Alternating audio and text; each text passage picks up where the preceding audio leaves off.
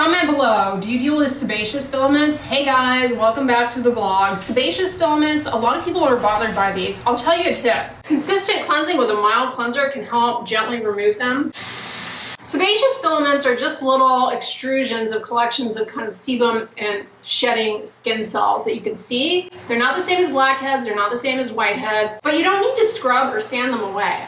They're gonna naturally lift up. And water plus the surfactants in your facial cleanser are going to get in there and break apart that oiliness and help to lift it up. This is not something that you really see on people. It's something that bothers a person on an individual basis. But unless you get up close to somebody's face, like really, really close, and you're like seriously looking, it's not something that's obvious. But I'll tell you another tip for improving them. I'm just gonna come in myself right now with, where's it at? Q10 serum. This is an antioxidant serum I use, but it's also moisturizing. And that's my tip. When it comes to improving sebaceous filaments and reducing their accumulation, using some sort of moisturizer really helps because it improves the water content of the skin and allows those little collections to not accumulate there anymore. Another thing for those of you who deal with sebaceous filaments, you may have a tendency towards oily skin. Oiliness, the sebum on the skin surface makes you look shiny. If you have acne, that sebum can break down, be irritating, and aggravate the acne. An ingredient I really like, which is in my sunscreen, is niacinamide. It can really help aid the skin of those who have oily, acne-prone skin. It's anti-inflammatory and it's an antioxidant, so it's going to help reduce the oxidation of sebum that's on the skin surface, and that oxidation of sebum can otherwise aggravate your skin. What the heck is a sebaceous filament anyway? It's basically a little extrusion that allows for sebum to wick up to the skin surface. They're more prominent in areas of the face where you have a high density of sebaceous oil glands, like the nose, the forehead, the T-zone. But people who make a lot of sebum, people who have oily skin, the oil and cellular debris kind of gets stuck a little bit on those little threads, those little filaments. And that's what's obvious to the eye and people who look really, really, really closely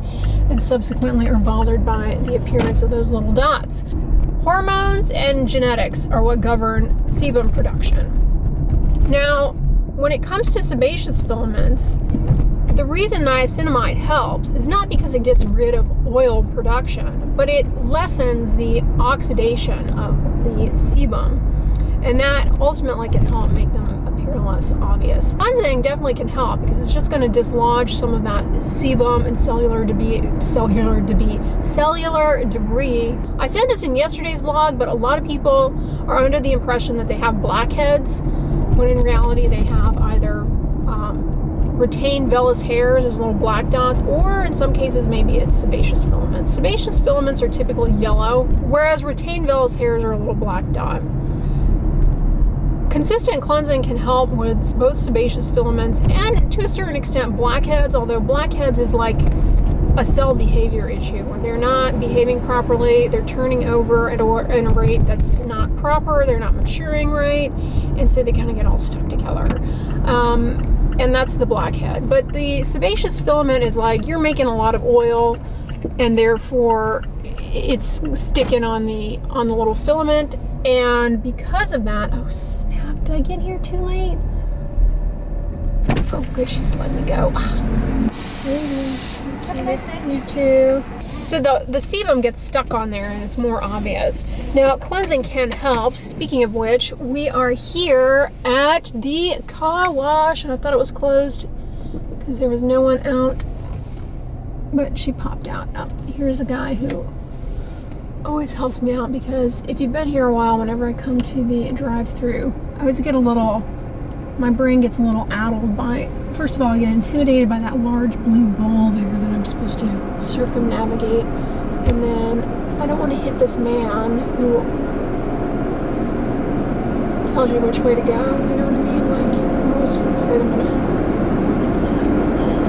sneak out of that.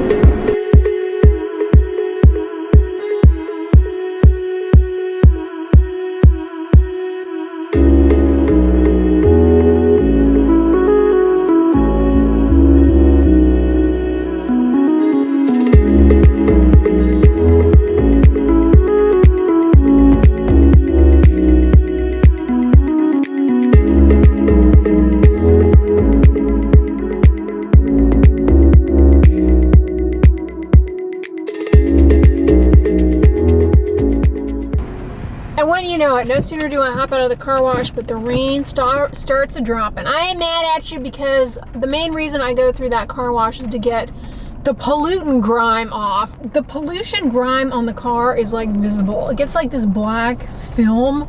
Speaking of pollution grime, that is another thing. For those of you who have oily, acne-prone skin, you're getting breakouts and obvious sebaceous filaments that go along with the oiliness, point out how important sun protection is. The UV rays oxidize the sebum, cause a lot of inflammation, but pollutants are another factor that can be aggravating your skin as well. Now, there aren't skincare ingredients or products that truly block pollution. I mean, there's just not a thing. There are technologies in development, in theory, that help. Best guess that we have at this point in the game as far as what you can actively do for your skincare routine is consistent cleansing to remove any potential pollutants that are on the skin. I can't believe my mark here with the car wash. As well as maybe antioxidants. And antioxidants, you know, they're a mixed bag. Antioxidants, they're cosmetic ingredients. So their efficacy, their performance boils down to the formula of the product overall. And, you know, I think they're useful. I obviously use that Q10 serum in the morning. I've been using it for over a year now, I think, at this point, I want to say. So I obviously think they're useful, but it is a bit of a mixed bag. But perhaps they can help put the brakes on the oxidative stress that is triggered by pollution. With pollutants, they trigger a cascade. It starts with oxidization of surface lipids, and that sets off a cascade that ultimately can weaken the skin. And for folks with acne, can contribute likely to acne breakouts. I say likely because as it stands now, epidemiologic studies suggest that pollution does play a role in acne severity. People who live in more polluted areas, they tend to have more stubborn acne. Not only acne, but also atopic dermatitis severity is tied to being in a polluted area. Getting back to sebaceous filaments, the other thing that you can do in your skincare routine that can definitely help remove the excess sebum from the skin surface and improve upon the appearance of sebaceous filaments, make them less obvious, is use a clay mask. Clays like kaolin, bentonite, they can help absorb some of that excess sebum on the skin surface, wick it away, and make the sebaceous filaments less obvious. This is one you can get here at Walgreens for what seems like a pretty steep price of $2. Now, I've never used this one. My favorite one, which I was hoping they had here, which they don't, is the Cetaphil clay mask. But clay masks, they're a dime a dozen. They're pretty easy to come by. And you can do this as frequently as your skin type tolerates. In the morning, before you put on your sunscreen, you could do this, or at nighttime if you wanted to. Kaolin, bentonite. This is also moisturizing. Like the Cetaphil one, this has shea butter in it, which is moisturizing. Marula seed oil may have some antioxidants in it. Pink clay. Then they also have, man, they got quite a few Walgreens clay. Walgreens has quite a few masks here. What's this volcanic mud mask? Sometimes these have, yeah, bentonite, kaolin. Now, pumice can be kind of drying and irritating, likewise with the citrus peel oil, but anyway, check it out, you guys. They have a depuffing under eye mask set. Let's check this out on a side note. Glycerin, hydrating. Caffeine can temporarily constrict the blood vessels under the eyes, depuffing. Niacinamide, again, we were talking about that this morning, that can help with not only reducing the burden of oxidative stress, but also it can help with hyperpigmentation and redness. Fragrance, unfortunately, can be pretty irritating around the eyes, but there's that. I do personally enjoy using those hydrating eye gel masks a lot. I just like them. I find them they're effective from a cosmetic perspective and just temporarily improving the look of the under eye area, and they're just relaxing to do. Speaking of mask, looks like Soap and Glory came out with a foot mask. What the heck does this have? Warming properties. This does have kaolin, but whose foot is oily? There are no sebaceous glands on the bottom of your feet. I suppose the clay could be helpful in absorbing some excess sweat as well. Check it out, you guys. BioOil has a body lotion that is fragrance free. It says to shake it. I'm not sure why you would need to do that, but it has lactic acid in it, which can help soften dry skin and hydrate the stratum corneum. Oh, it does have rose fruit oil in it, so if you're allergic to fragrance, that can cross-react. Probably give it a little rosy scent. Gluconolactone is a polyhydroxy acid that can soften and hydrate. Specialist body moisturizer. 5.9 ounces, $15.49 here at Wally Greens.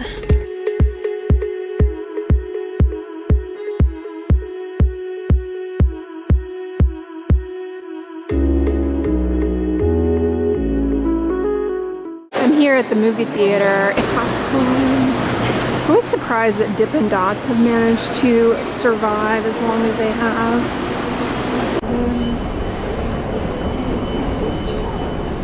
Time to update the mural.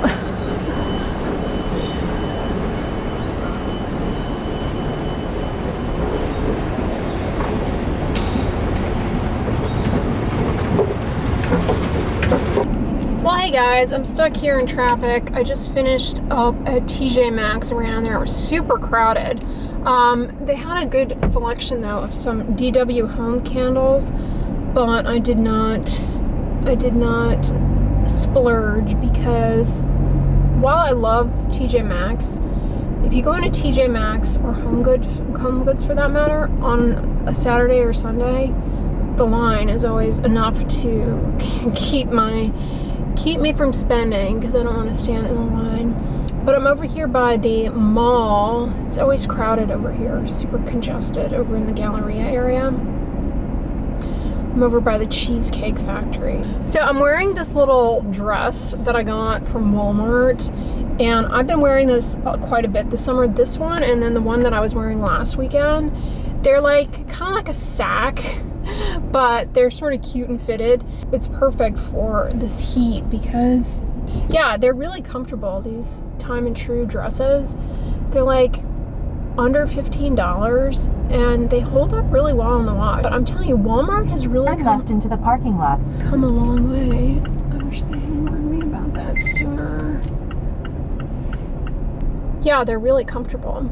Well, hey guys, just hopped out of the shower, and tonight I washed my face with a cleanser that I'm going to be reviewing for you guys, and I tried using it without doing an oil cleanse first, and it worked. That is noteworthy because a lot of times it worked in the sense that like it did not leave raccoon eyes, as you can see. Like it took all of my eyeshadow, mascara, water-resistant sunscreen that I put on over the dermatology sunscreen. I mean, it took all of it off, and I just washed my face in the shower. Now, there have been other cleansers along the road that simply will not do that.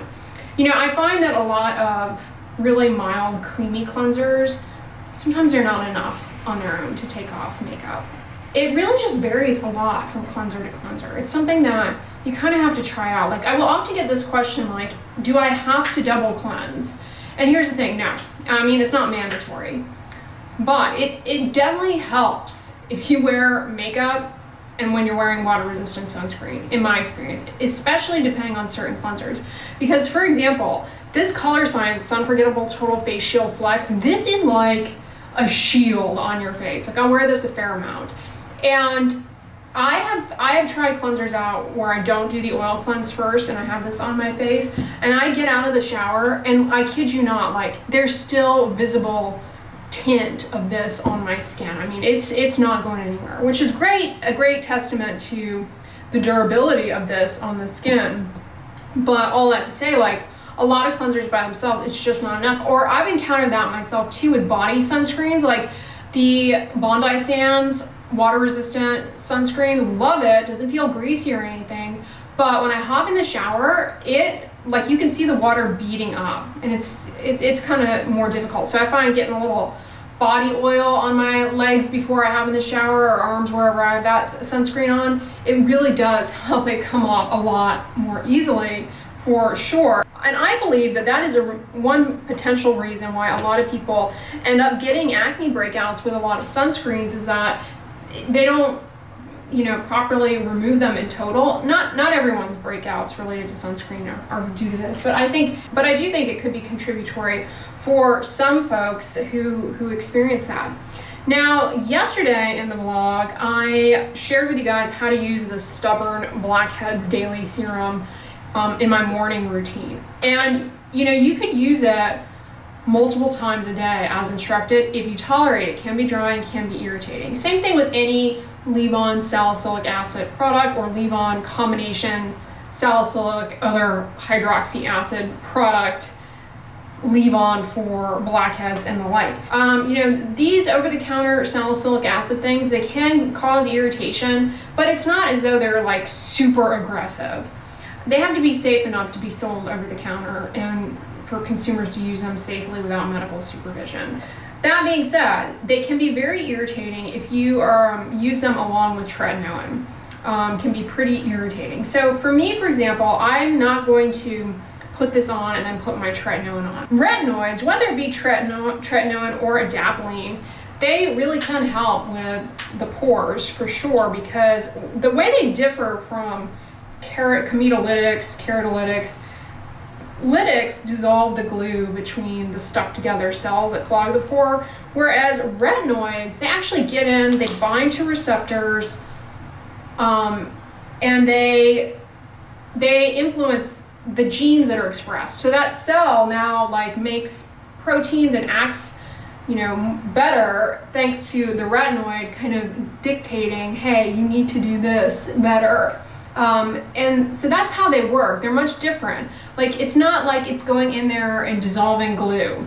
It's going in there and it's like telling the cells to proliferate more efficiently so they don't get all stuck together. So that's how they work. Now, the reason people get irritation is, in the beginning, is not because the retinoid is exfoliating.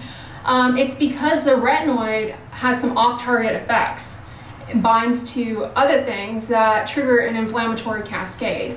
So that's why in the beginning, a lot of people get a lot of irritation, and that irritation presents with dryness, peeling, flaking, which is a sign that the skin is kind of shedding in response to all that inflammation. But it's not like the mechanism of retinoid is going in and breaking up bonds and whatnot. It's not. It goes into cells and like modulates gene expression.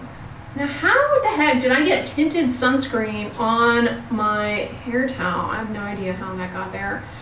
Maybe from that day that it didn't all wash off.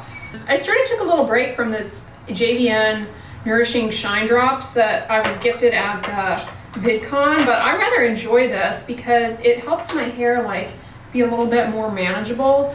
But I do see a difference in like bounciness when I don't use it. My hair's a lot more bouncy, which can be a good thing or it can be kind of annoying.